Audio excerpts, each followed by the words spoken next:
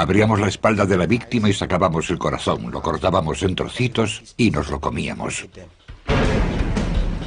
Es el mayor tabú del mundo. ¿Por qué se siente incómoda la gente si yo me como mi propia grasa? Puede que sepa mejor que la de una vaca o un cerdo. Es el tema recurrente de nuestras peores pesadillas, pero ha ocurrido una y otra vez a lo largo de la historia. Ver a alguien comerse el cadáver de otro ser humano es algo sorprendente e impactante. Y hoy en día sigue ocurriendo.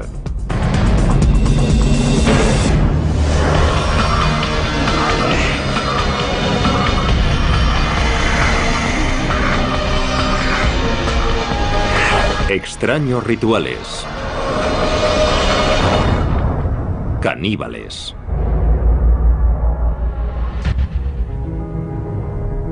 Canibalismo siempre ha sido la transgresión por excelencia. Es un viaje en el que una vez has cruzado la línea, ya no hay marcha atrás a los ojos de mucha gente. Siempre hay algo peligroso en ti. Las personas que han comido a otros seres humanos siempre nos han fascinado y horrorizado. Cuando pensamos en canibalismo, nos sentimos especialmente incómodos si pensamos en un miembro de nuestra sociedad involucrado en un comportamiento caníbal. Es mucho más cómodo pensar en alguien que hace algo así en un lugar muy lejano o que lo hizo hace mucho tiempo. Pero la verdad es que el canibalismo no forma parte solo de la historia antigua. Desde las junglas de África Occidental hasta las galerías de arte del Tokio moderno, los seres humanos siguen haciendo lo impensable y consumiendo carne humana. El término caníbal se acuñó cuando Cristóbal Colón llegó a la costa noroeste de Cuba en noviembre de 1492. Los nativos arawak le contaron relatos terribles sobre una tribu devoradora de hombres a los que llamaban caribes. Debemos tener en cuenta que él esperaba encontrarse caníbales. Al encontrar a alguien que era salvaje e incivilizado, había muchas posibilidades de que fuese caníbal, o al menos eso se pensaba. Aunque los historiadores posteriores pusieron en duda la veracidad de esos relatos, la palabra caribe fue modificada por los españoles en canib y posteriormente en caníbal, y pronto se convirtió en el término habitual para designar a quienes se alimentan de carne humana. 3 décadas después de Colón, el conquistador español Hernán Cortés llegó a Tenochtitlán, el centro del imperio azteca. Y lo que vio allí en el templo de la Gran Pirámide pronto se convirtió en materia de leyenda. Los conquistadores describieron decenas de miles de calaveras humanas apiladas, templos por los que corría la sangre humana y que estaban llenos de cadáveres desmembrados. Cortaban los brazos, las piernas y la cabeza, y se comían los brazos y las piernas en banquetes ceremoniales. Los guerreros aztecas que conseguían más víctimas para el sacrificio ritual eran recompensados con dinero y poder. Los sacerdotes tenían el gran honor de comerse el corazón de la víctima del sacrificio. En 1996, en una Liberia destrozada por la guerra, los periodistas se encontraron cara a cara con una nueva generación de caníbales de guerra. La República de Liberia, situada en África Occidental, se hizo famosa por las terribles imágenes de los soldados menores de edad que corrían enloquecidos por su capital, Monrovia. Hay una imagen grabada, la del típico niño soldado africano con una AK-47. Pero en realidad hoy los niños son utilizados como soldados en casi 20 países en todo el mundo. En Liberia, niños de apenas 7 años fueron obligados a alistarse en unidades militares y a cometer atrocidades increíbles, incluido canibalismo. A veces los comandantes obligaban a los niños a cometer atrocidades, incluso contra miembros de su propia familia o su comunidad, para que al niño le resultase casi imposible huir y volver a casa.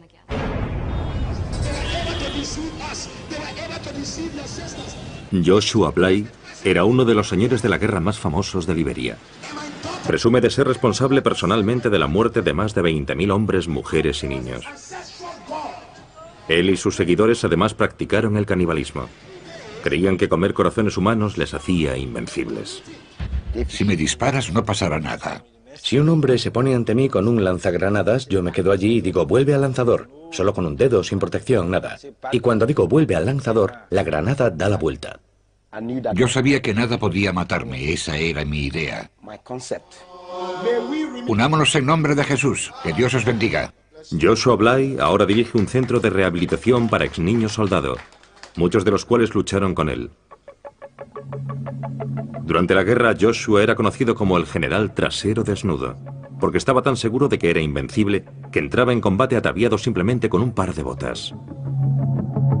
Luchaba desnudo porque nuestra tradición me había concedido poderes. Según las tradiciones ancestrales de su tribu, Joshua fue elegido para ser ordenado sacerdote por el dios de su tribu, Niambe Agüe. Tenía 11 años. Mi padre me llamó. Me cogió en sus brazos y lloró, lloró y lloró. Le pregunté qué le pasaba y me contestó: hijo mío, has nacido para este propósito. Has nacido para ser el sacerdote tradicional de esta tribu. Así que han venido a por ti. De repente, oí ruidos, oí guerreros, oí por toda la casa. Hubo bailes y gritos. Los ancianos de la aldea llevaron a Joshua hasta una enorme roca en la que vivía su dios Niambe Agüe. Me quedé de pie ante aquella roca 3 días y 3 noches. Vi literalmente cómo la roca ascendía. Me quedé allí de pie y después la roca volvió a la tierra y giró sobre mí.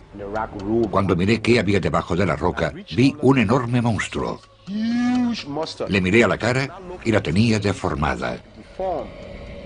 Entonces me saludó y me dijo: hijo mío, bienvenido. Le pregunté: ¿eres Niambe Agüe? Y me contestó: sí, lo soy.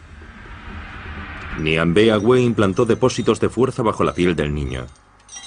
Le dijo que le darían poderes sobrenaturales para proteger a la aldea y para asegurar el éxito de sus cosechas. A cambio de estos poderes, Niambe Agüe exigió a Joshua que continuase con la tradición de su tribu y realizase sacrificios humanos rituales. Me dijo que tenía muchos sacerdotes que no cumplían con las tradiciones y que tenía que matarlos. Se escogieron víctimas para el sacrificio entre los ancianos de la aldea, para que Joshua pudiese hacer las ofrendas tradicionales a Niambe Agüe. Yo era un hombre mágico. Era un superhombre. Más aún, cumplía un deber para con mi tribu: asegurarme de que estaban protegidos. En 1980, un miembro de la tribu de Joshua, Samuel Doe, derrocó al gobierno liberiano. El deber de Joshua como sacerdote de Doe era llevar a cabo sacrificios humanos. Los glóbulos blancos de las víctimas se usaban como pociones mágicas para asegurar el poder de Doe. El sargento mayor Samuel Canyon Doe era el presidente, así que inyectamos su fama en la mente de la gente, tomando estos glóbulos blancos y llevándolos a diferentes restaurantes y pagándole a los dueños de esos restaurantes para que los incluyesen en el menú. Así, todos los que comían en ese comedor automáticamente temían al presidente Doe. Cuando Samuel Doe fue asesinado en 1990, Joshua Bly se nombró a sí mismo general trasero desnudo y tomó el mando de una unidad de niño soldado. Fue el comienzo de los 6 años del reinado de terror de Joshua, convertido en uno de los más sangrientos señores de la guerra de Liberia. El sacerdote liberiano Joshua Bly cambió su nombre por el de general trasero desnudo cuando asumió el mando de un grupo de soldados en la guerra civil de Liberia. Pasé de ser un sacerdote a ser un guerrero tradicional. En aquella época yo tenía 14 años. Cuando conocí a Trasero Desnudo éramos 28 soldados jóvenes. Como la mayoría de los niños soldados, Sarti Bropley no decidió libremente ir a la guerra. Mi padre fue asesinado por los soldados rebeldes. Y mi madre estaba sola. Mis hermanos y hermanas eran niños.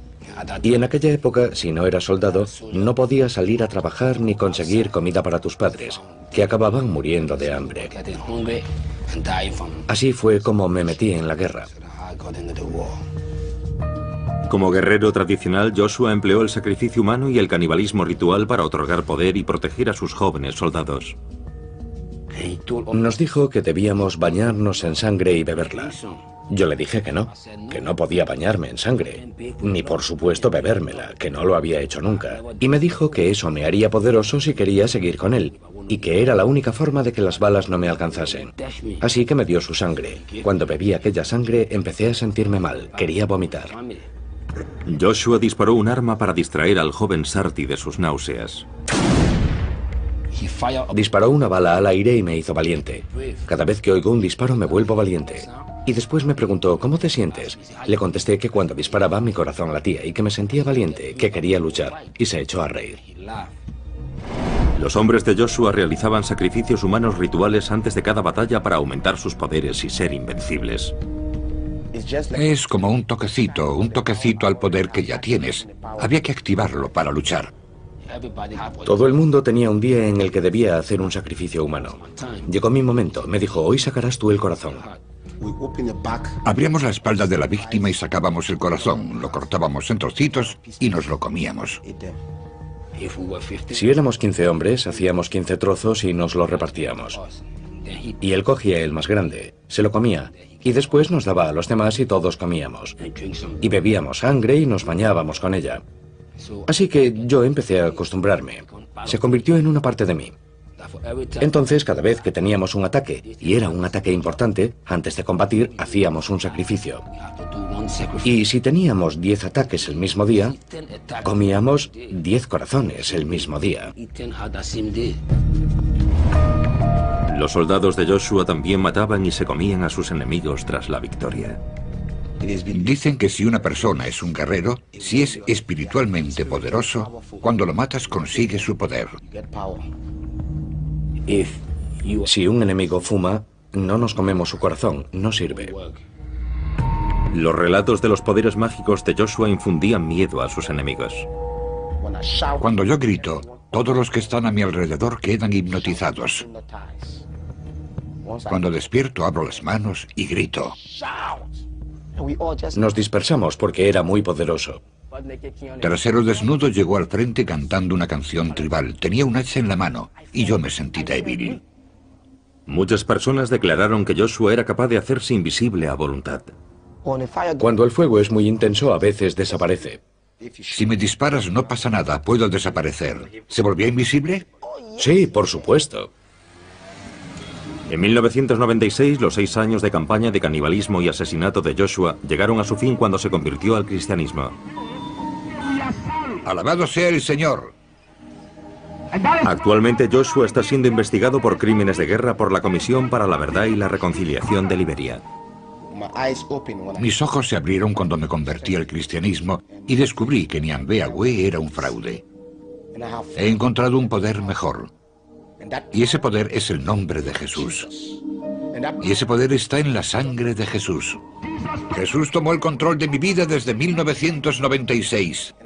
Les dije a los otros, mirad, yo era uno de los vuestros y he encontrado un poder mejor. Y no nos cansamos de repetir cuánto lamentamos haber causado tanto mal a esta nación. Alabado sea el Señor. Cuando Trasero Desnudo se marchó, yo me uní al grupo de operaciones especiales. Allí fumaban droga. Y si no fumas droga, no puedes hacer lo mismo que ellos. Y me encontré en el gueto. Así que un día, Trasero Desnudo entró en el barrio marginal y me encontró. Se echó a llorar y me dijo, hijo mío, ¿cuánto hacía que no te veía? Yo contesté, sí, aquí estoy. Él me dijo, Dios te ama, quiero que abandones este gueto y me sigas. Y abandoné el gueto, y desde entonces no he vuelto a tomar drogas. Pero yo me pregunto si la sangre de Dios será capaz de reconstruir esta nación. Dejadme que os diga que esta nación tiene a Dios de su parte.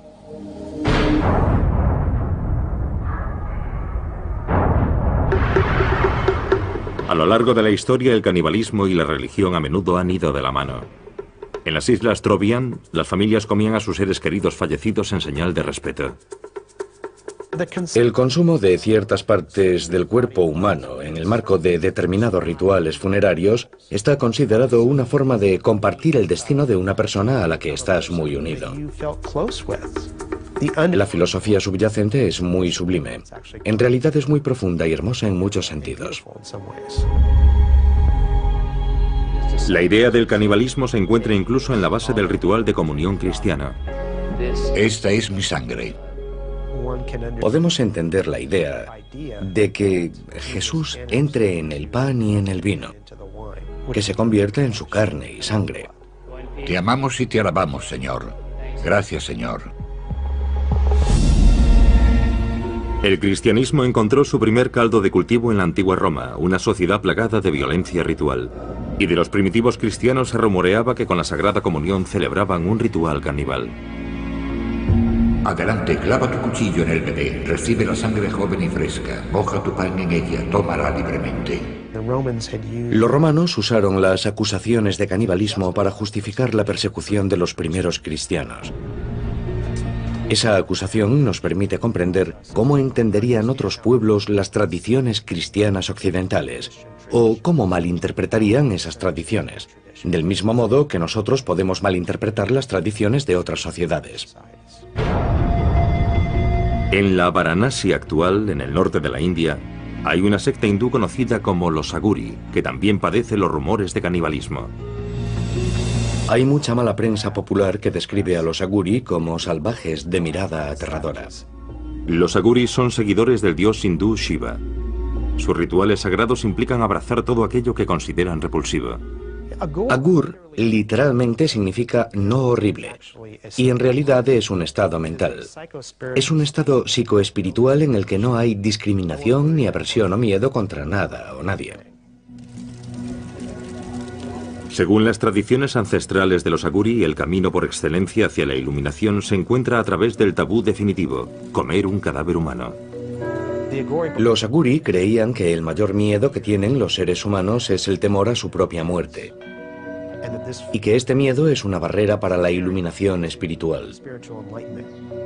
Y enfrentándonos al miedo a la muerte podemos alcanzar ese estado con mayor facilidad. Pero en la India moderna la tradición caníbal de los Aguri ya no es aceptable. Las personas de mi secta comen carne y beben vino para satisfacer sus deseos, pero es por decisión propia. No tienes que comer carne para alcanzar la iluminación. Yo soy un Aguri y nunca he probado el vino ni la carne, y estoy en el camino de la iluminación. Hoy en día, para superar su aversión a la muerte y la podredumbre, los santones Aguri modernos viven en crematorios, visten sudarios funerarios y beben de calaveras humanas. La meditación Aguri puede hacerse en cualquier parte. Los crematorios son lugares tranquilos, y allí encontramos ayudas para la meditación. Los santones Aguri mantienen los templos crematorios dedicados a Shiva, el primer Aguri, y atienden el fuego sagrado, al que llaman Duni. Este Duni lleva casi 100 años ardiendo. Yo recojo la madera de las piras funerarias una vez que la familia se ha marchado. Todos los días consigo un poco. El Duni es el último eslabón que vincula a los Aguri modernos con su pasado caníbal. En un ritual de canibalismo simbólico, los santones cocinan sus alimentos en las ascuas calientes que han dejado las piras funerarias. Cocinamos en el Duni y nos comemos esos alimentos. El Duni ayuda a los santos y a los sadhus a tener una voluntad fuerte y les confiere una especie de poder espiritual. Los devotos hindúes creen que el contacto de los Aguri con las cenizas humanas les da el poder de sanar. Cuando alguien quiere curarse, toma las cenizas del Duni y las aplica a la zona en la que tienen el problema, como harían con cualquier medicina, y las ingieren. Y también se las llevan a casa y las usan ritualmente. A la mayoría de los Aguri actuales, la antigua tradición de comer carne humana les produce tanto horror como a un cristiano moderno. Hace años la gente comía carne y bebía alcohol en este templo, pero se dieron cuenta de que lo que hacían estaba mal. Pero el ritual más famoso de los Aguri no es enteramente cosa del pasado. Sabe un poquito dulce y hace que la lengua se te hinche.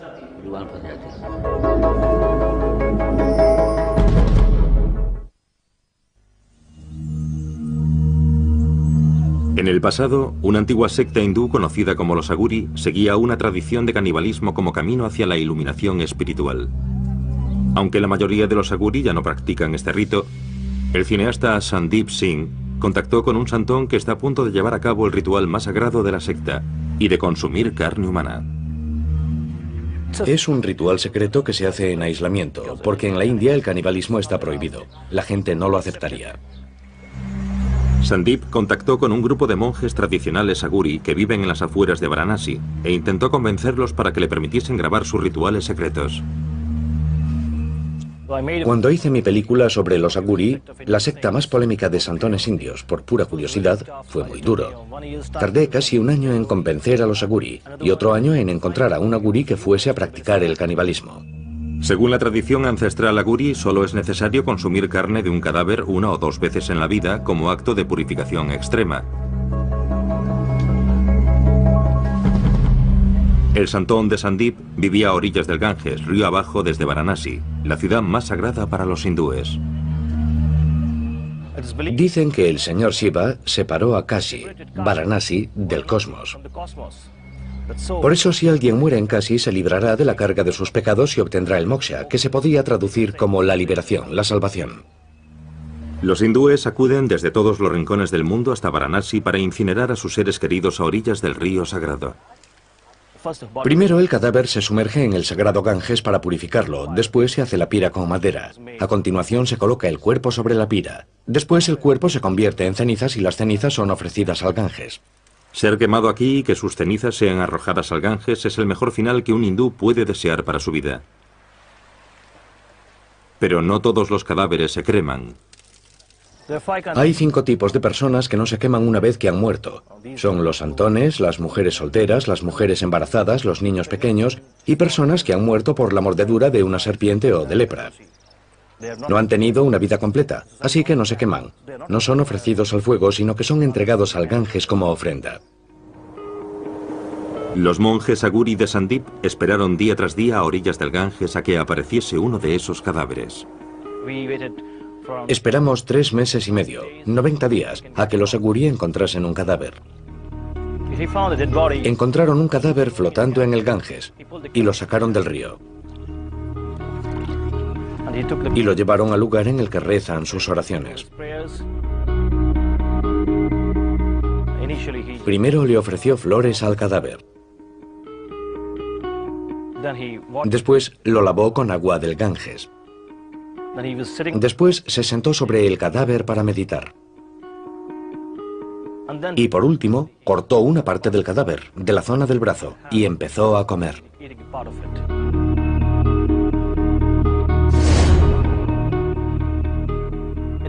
Se comió una parte. Olía mal, olía fatal. Ver a alguien comerse un cadáver de otro ser humano es algo sorprendente e impactante. Algo que a mí personalmente no me gustó. Pero después lo comprendí, cuando supe la lógica y las razones que estaban tras ese ritual.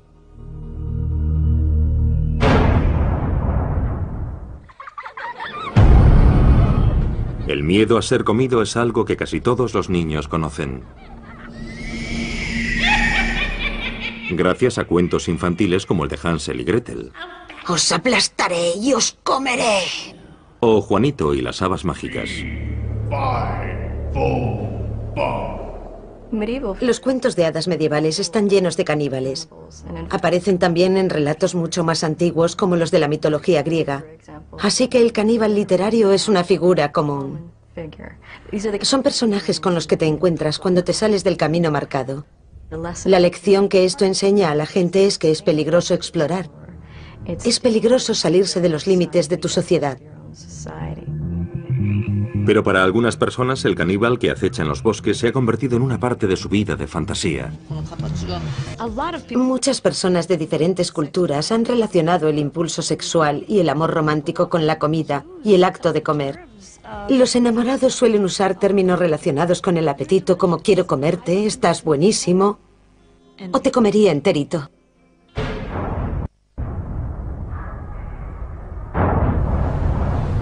El deseo sexual siempre ha sido uno de los impulsos más fuertes de la humanidad y ha llevado a muchas personas a descubrir las partes más oscuras de su imaginación. Sí, cuando me gusta alguien, quiero ver a esa persona lo máximo posible y olerla, besarla, lamer su piel. Y siguiendo esa línea, para mí es muy natural desear comer su carne. En París, en 1981, Issei Sagawa hizo realidad sus fantasías caníbales cuando mató y se comió a una compañera de clase, René Hartebel. Disparó a René en la nuca con un rifle del calibre 22 cuando ella rechazó sus proposiciones. Después procedió a desmembrar e ingerir partes de su cuerpo. 2 días después, cuando intentaba deshacerse de su cadáver mutilado en un parque, fue detenido por la policía francesa. Los tribunales franceses le declararon incapacitado mentalmente y hoy vive en Tokio y es un hombre libre.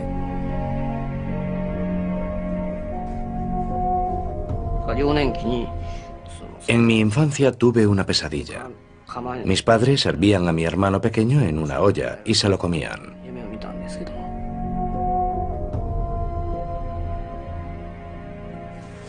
Mis padres y mi hermano son gente normal, así que todavía no entiendo por qué yo soy el único que tenía esa extraña obsesión con el canibalismo.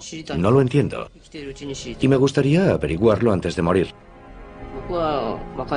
Como había matado a una chica y me la había comido, creía que nunca podría volver a salir con nadie. Pero la primera carta que recibí en la cárcel francesa fue de una alumna de un instituto japonés.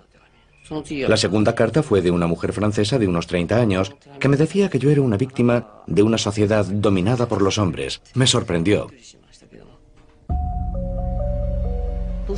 Siempre me he preguntado por qué les fascinaba tanto. Todavía no sé cuál es la razón.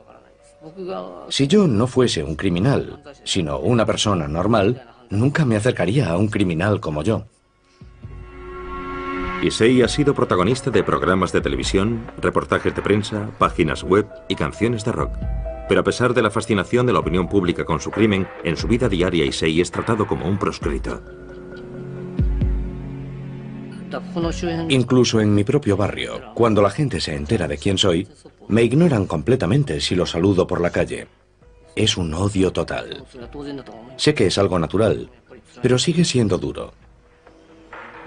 Por supuesto, antes de pensar en mi vida, debo pensar en René y en su familia. Ellos sufren un dolor terrible. Si yo me encontrase en su lugar, si mi hija hubiera sido devorada por un hombre pequeño y de cara amarilla, creo que realmente no podría soportarlo. Incapaz de encontrar trabajo, Issei dedica sus días a explorar su obsesión por el cuerpo femenino en sus dibujos y pinturas. Desde muy joven, siempre me he sentido atraído por las mujeres occidentales. Y todo comenzó con Grace Kelly. Empecé a comer por las nalgas, así que estoy obsesionado con las nalgas. Vi una foto como esta y no pude resistirme a dibujarla. Prefiero las nalgas a los pechos, pero estos me parecieron bonitos, así que los dibujé. A la hora de comer, los pechos son todo grasa y realmente no son comestibles. Esta es la señorita Aya Ueto. Es muy popular últimamente. No solo quiero comérmela, sino que creo que es una actriz con muchísimo talento. Y todavía es joven. Más de 20 años después de que su crimen conmoviese al mundo, Issei se ha hecho famoso entre un público completamente nuevo, a través de una exposición en una galería de arte. Este es un momento feliz. Toda esta gente es muy joven y además hay mujeres guapas. El caníbal Issei Sagawa es rechazado por la mayoría de la sociedad japonesa. Pero esta noche su fama le ha permitido escapar momentáneamente de su aislamiento. Una pequeña exposición en una galería de arte local. Yo tenía 20 años cuando leí el famoso libro Cartas de Sagawa. Sinceramente no sabía nada más sobre él. No tenía ni idea de a qué se había dedicado desde entonces. No sabía qué pintaba. Están todas desnudas. No debería enseñárselos a mujeres. Son maravillosos. Le he hecho algunas preguntas y su forma de hablar es encantadora. En cierta medida he quedado satisfecha. El incidente me tocó muy de cerca. Yo no quería comerme a nadie, pero tengo secretos que no puedo contarle a nadie. Y estoy de acuerdo con él en que todos queremos compartir esos secretos. Esas partes que ha dibujado Son partes blandas del cuerpo humano. Estoy seguro de que esa es su obsesión y por eso las ha dibujado. Estos cuerpos a mí me parecen japoneses, pero esa cara es occidental. Me pregunto, ¿qué es lo que le gustará ahora? Este es un momento feliz. Vivo solo, pero toda esta gente es muy joven. Y además hay mujeres muy guapas. Es muy divertido. Esto me recuerda las ganas que tenía de divertirme así. Cuando estás solo no haces más que pensar. Vivir solo me vuelve loco, aunque ya estoy loco, la verdad. Pero ahí fuera hace frío y estoy solo.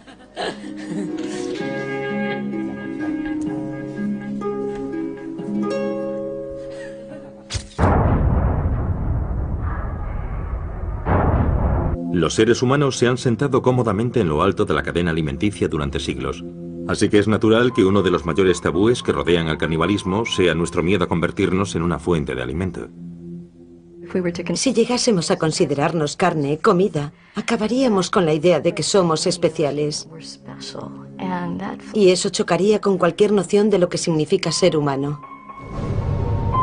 Desde el siglo XIV, cuando los marineros náufragos echaban a suertes quién sería el primero en servir de alimento, hasta el accidente aéreo de 1972 en los Andes, circunstancias extremas a lo largo de la historia han obligado a diferentes personas a superar el mayor tabú de todos y a ver al prójimo como comida.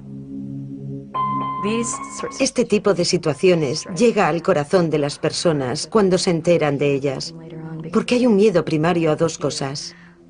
Una, a encontrarse en una situación en la que tienes tanta hambre que no te queda otra alternativa que comerte a alguien que conoces. Y dos, a que te coman. Desde el asedio de Jerusalén en el año 70 después de Cristo al sitio de Leningrado durante la Segunda Guerra Mundial, las poblaciones hambrientas se han visto obligadas a alimentarse de los muertos y de los vivos.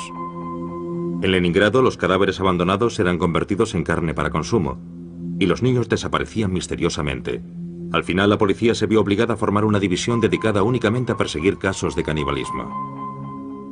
Los asesinos cumplen su condena y vuelven a la sociedad.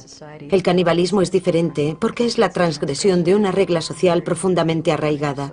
Es algo con lo que las personas se sienten permanentemente incómodas.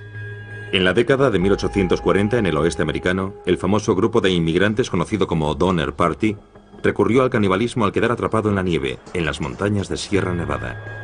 Cuando James Reed llegó con el grupo de rescate, le horrorizó lo que vio. Sus camaradas supervivientes, rodeados por los restos de su atroz festín, parecían más demonios que seres humanos. Estos inmigrantes atrapados en la nieve intentaron por todos los medios evitar canibalizar a sus muertos.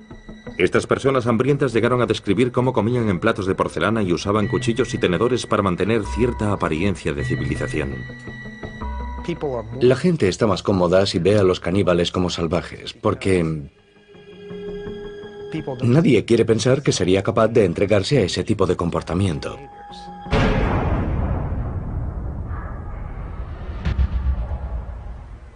En Copenhague, Dinamarca, muy lejos de las junglas de nuestra imaginación, el artista danés Marco Evaristi ha creado una obra de arte que explora el tabú de los humanos como comida. El arte hoy es una especie de experimento científico, especialmente si mis obras hacen pensar. Marco ha utilizado más de una vez tácticas escandalosas para atraer la atención hacia el mensaje que se oculta tras su arte. Para su trabajo más reciente, Marco se ha hecho una liposucción y ha usado su grasa para hacer albóndigas. Ha llamado al resultado polpette al grasso di Marco, o albóndigas de grasa de Marco, y las ha enlatado con una etiqueta diseñada por él mismo. La gente debe pensar que si se come mis albóndigas está comiendo arte. La preparación de las albóndigas fue solo el primer paso en la creación artística. Para explorar a fondo los aspectos que rodean al tabú caníbal, Marco invitó a 12 personas a cenar con él, entre ellas jefes de Estado y figuras prominentes de la sociedad danesa. Marco cenó solo. Cuando me metí la primera cucharada de espagueti con carne en la boca, cerré los ojos, porque pensar que me estaba comiendo a mí mismo me pareció algo asqueroso. Fue solo un segundo, pero fue un segundo de reflexión sobre la moralidad y los valores éticos que tengo como ser humano. Lo curioso es que no sabe diferente de otras albóndigas. Todo está en tu mente. Nada más. Es solo un problema de tu mente. Nada más que eso. Marco quería saber si otras personas compartían su opinión sobre el canibalismo. Así que decidió organizar otra cena con sus albóndigas en el menú. Prepararé albóndigas con grasa animal. Ya. Y albóndigas con mi propia grasa. Vale. Marco ha invitado a 12 amigos del mundo artístico a cenar con él esta noche. ¿Pero habrá alguno lo bastante valiente para acudir? El artista danés Marco Evaristi conmocionó al mundo del arte cuando desafió el tabú del canibalismo con una obra de arte conceptual. Se hizo una liposucción para retirarse grasa y la usó para hacer albóndigas. Esta noche completa su obra de arte organizando una cena en la que él mismo es el plato principal del menú. Creo que todo se debe a la moralidad y a los valores éticos.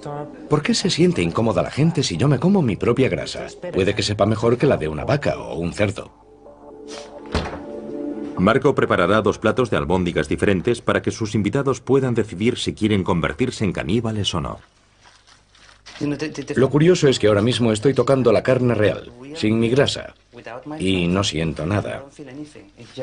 Es como un objeto muerto. Pero si me acerco aquí, es diferente. No sé por qué. En realidad es lo mismo. Pero es mi conciencia. Mi adoctrinamiento sobre la carne humana o sobre la grasa humana. Bueno, le pondré más ingredientes porque voy a vomitar.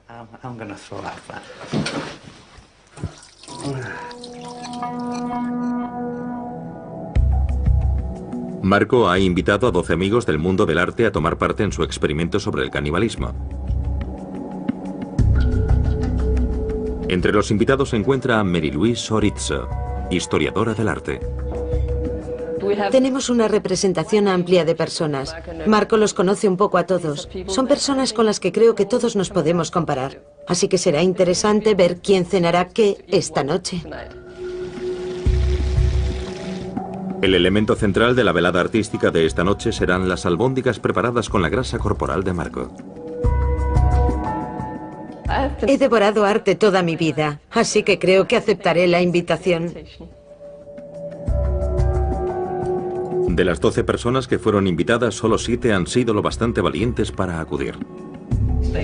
¿Huele bien? ¿Cuál es cuál? Vale, estas llevan mi grasa y las grandes son albóndigas normales, ¿vale? Se parecen mucho. Las he preparado exactamente igual. La única diferencia es que he puesto un poco de mi grasa en unas y en las otras nada. Las damas primero. Yo normalmente no suelo comer mucha carne, así que me pondré sobre todo pasta.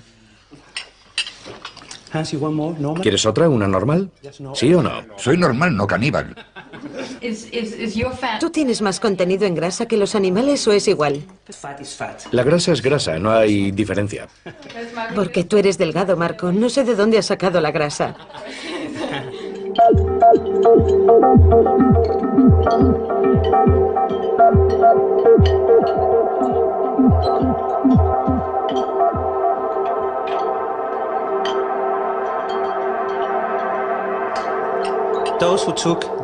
Los que habéis tomado albóndigas con mi grasa deberíais probar una de las otras e intentar explicar la diferencia que hay entre ellas. Creo que es un buen experimento. ¿Notáis la diferencia? ¿Sí? Yo no. Yo creo que esta tiene más sabor que la otra. Tal vez es porque fumas. Al final, solo 4 de los amigos de Marco decidieron convertirse en caníbales. Sabe diferente. Seguro. Si piensas en todo lo que comes cada día, vacas, cerdos y pollos, no puede ser tan horrible. Antes de venir tenía clarísimo que no comería su grasa porque me parecía un asco. Pero cambié de opinión cuando vi la comida. Porque el aspecto que tiene la comida es muy importante. Quiero decir que también comemos con los ojos. No se trata del sabor, no se trata de lo que ha pasado aquí, sino de lo que la gente piense de esto. Y no es como si fuésemos a comernos su pierna o a matarlo para comérnoslo. Solo es material sobrante que ha eliminado de su cuerpo, así que no tengo ningún problema al respecto. Sabe a albóndiga normal. Para los demás, la idea de ingerir carne humana se convirtió en un tabú insuperable. Antes de venir aquí pensé, yo no soy caníbal, no puedo comer esto. Es un asco ya solo la idea de pensarlo. Yo no quería hacerlo. Por supuesto podría comérmela, pero no me gusta la idea de comerme a otra persona. No, nunca lo haría. Creo que he tenido demasiadas experiencias visuales. Hoy he visto demasiadas fotos de liposucciones y esa es la imagen que me ha venido a la mente. En condiciones extremas lo haría, pero aquí puedo elegir y creo que se lo dejaré a los demás. Hablamos de diferencias culturales, de si alguien debería comer algo o no debería comerlo para sobrevivir, y sobre arte. Creo que con esto la gente pensará un poco más, y la próxima vez que vayan al supermercado quizás sean más conscientes de lo que se llevan del supermercado. El canibalismo ejerce una fascinación especial sobre nuestra sociedad, porque es uno de los últimos tabúes. Es una de las últimas zonas prohibidas. Nos cautiva porque siempre encontramos fascinante lo prohibido. Desde que la humanidad existe, el canibalismo nos ha fascinado y espeluznado a la vez. ¿Seguiremos contemplando con horror a quienes recurren al canibalismo para obtener placer sexual, poder militar Cuando era pequeño, e inspiración espiritual? Pero si usted se encontrase ante la posibilidad de morir de hambre, ¿qué medidas tomaría para sobrevivir? Con un par de botas. luchaba desnudo porque nuestra tradición me había concedido poderes. Según las tradiciones ancestrales de su tribu, Joshua fue elegido para ser ordenado sacerdote por el dios de su tribu, Niambe-Agüe. Tenía 11 años. Mi padre me llamó, me cogió en sus brazos y lloró, lloró y lloró. Le pregunté qué le pasaba y me contestó: hijo mío, has nacido para este propósito. Has nacido para ser el sacerdote tradicional de esta tribu. Así que han venido a por ti. De repente, oí ruidos, oí guerreros, oí por toda la casa. Hubo bailes y gritos. Los ancianos de la aldea llevaron a Joshua hasta una enorme roca en la que vivía su dios Niambe-Agüe. Me quedé de pie ante aquella roca 3 días y 3 noches. Vi literalmente cómo la roca ascendía. Me quedé allí de pie y después la roca volvió a la tierra y giró sobre mí. Cuando miré qué había debajo de la roca, vi un enorme monstruo. Le miré a la cara y la tenía deformada. Entonces me saludó y me dijo: hijo mío, bienvenido. Le pregunté: ¿eres Niambe-Agüe? Y me contestó: sí, lo soy. Niambe-Agüe implantó depósitos de fuerza bajo la piel del niño. Le dijo que le darían poderes sobrenaturales para proteger a la aldea y para asegurar el éxito de sus cosechas. Desde el Tokio moderno, los seres humanos siguen haciendo lo impensable y consumiendo carne humana. El término caníbal se acuñó cuando Cristóbal Colón llegó a la costa noroeste de Cuba en noviembre de 1492. Los nativos arawak le contaron relatos terribles sobre una tribu devoradora de hombres a los que llamaban caribes. Debemos tener en cuenta que él esperaba encontrarse caníbales. Al encontrar a alguien que era salvaje e incivilizado, había muchas posibilidades de que fuese caníbal, o al menos eso se pensaba. Aunque los historiadores posteriores pusieron en duda la veracidad de esos relatos, la palabra caribe fue modificada por los españoles en canib y posteriormente en caníbal, y pronto se convirtió en el término habitual para designar a quienes se alimentan de carne humana. 3 décadas después de Colón, el conquistador español Hernán Cortés llegó a Tenochtitlán, el centro del imperio azteca. Y lo que vio allí en el templo de la Gran Pirámide pronto se convirtió en materia de leyenda. Los conquistadores describieron decenas de miles de calaveras humanas apiladas, templos por los que corría la sangre humana y que estaban llenos de cadáveres desmembrados. Cortaban los brazos, las piernas y la cabeza, y se comían los brazos y las piernas en banquetes ceremoniales. Los guerreros aztecas que conseguían más víctimas para el sacrificio ritual eran recompensados con dinero y poder. Los sacerdotes tenían el gran honor de comerse el corazón de la víctima del sacrificio. En 1996, en una Liberia destrozada por la guerra, los periodistas se encontraron cara a cara con una nueva generación de caníbales de guerra. A cambio de estos poderes, Nyambea-Gwe exigió a Joshua que continuase con la tradición de su tribu y realizase sacrificios humanos rituales. Me dijo que tenía muchos sacerdotes que no cumplían con las tradiciones y que tenía que matarlos. Se escogieron víctimas para el sacrificio entre los ancianos de la aldea, para que Joshua pudiese hacer las ofrendas tradicionales a Nyambea-Gwe. Yo era un hombre mágico, era un superhombre. Más aún, cumplía un deber para con mi tribu, asegurarme de que estaban protegidos. En 1980, un miembro de la tribu de Joshua, Samuel Doe, derrocó al gobierno liberiano. El deber de Joshua como sacerdote de Doe era llevar a cabo sacrificios humanos. Los glóbulos blancos de las víctimas se usaban como pociones mágicas para asegurar el poder de Doe. El sargento mayor Samuel Canyon Doe era el presidente, así que inyectamos su fama en la mente de la gente, tomando estos glóbulos blancos y llevándolos a diferentes restaurantes y pagándole a los dueños de esos restaurantes para que los incluyesen en el menú.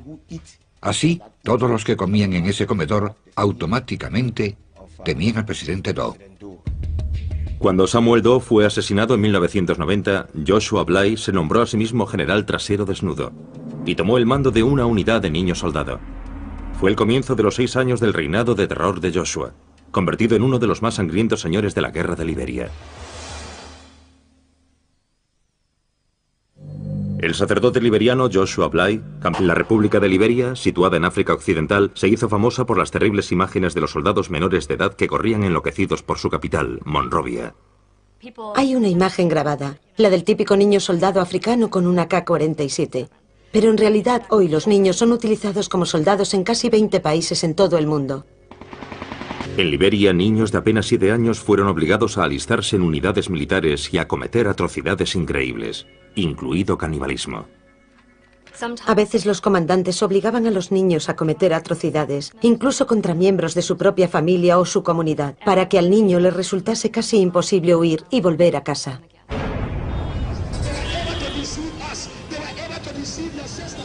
Joshua Bly era uno de los señores de la guerra más famosos de Liberia.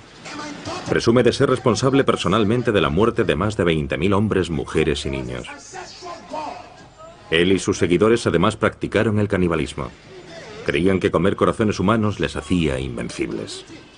Si me disparas no pasará nada. Si un hombre se pone ante mí con un lanzagranadas, yo me quedo allí y digo, vuelve al lanzador. Solo con un dedo, sin protección, nada. Y cuando digo, vuelve al lanzador, la granada da la vuelta. Yo sabía que nada podía matarme, esa era mi idea. Unámonos en nombre de Jesús, que Dios os bendiga. Joshua Bly ahora dirige un centro de rehabilitación para ex niños soldado, muchos de los cuales lucharon con él. Durante la guerra, Joshua era conocido como el general trasero desnudo, porque estaba tan seguro de que era invencible que entraba en combate ataviado simplemente. Abríamos la espalda de la víctima y sacábamos el corazón, lo cortábamos en trocitos y nos lo comíamos. Es el mayor tabú del mundo. ¿Por qué se siente incómoda la gente si yo me como mi propia grasa? Puede que sepa mejor que la de una vaca o un cerdo. Es el tema recurrente de nuestras peores pesadillas, pero ha ocurrido una y otra vez a lo largo de la historia. Ver a alguien comerse el cadáver de otro ser humano es algo sorprendente e impactante. Y hoy en día sigue ocurriendo.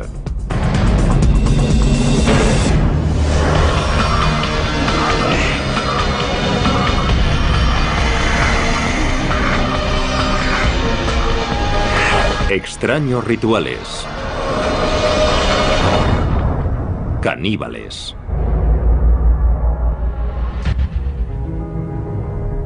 Canibalismo siempre ha sido la transgresión por excelencia. Es un viaje en el que una vez has cruzado la línea, ya no hay marcha atrás a los ojos de mucha gente. Siempre hay algo peligroso en ti. Las personas que han comido a otros seres humanos siempre nos han fascinado y horrorizado. Cuando pensamos en canibalismo, nos sentimos especialmente incómodos si pensamos en un miembro de nuestra sociedad involucrado en un comportamiento caníbal. Es mucho más cómodo pensar en alguien que hace algo así en un lugar muy lejano o que lo hizo hace mucho tiempo. Pero la verdad es que el canibalismo no forma parte solo de la historia antigua. Desde las junglas de África Occidental hasta las galerías de arte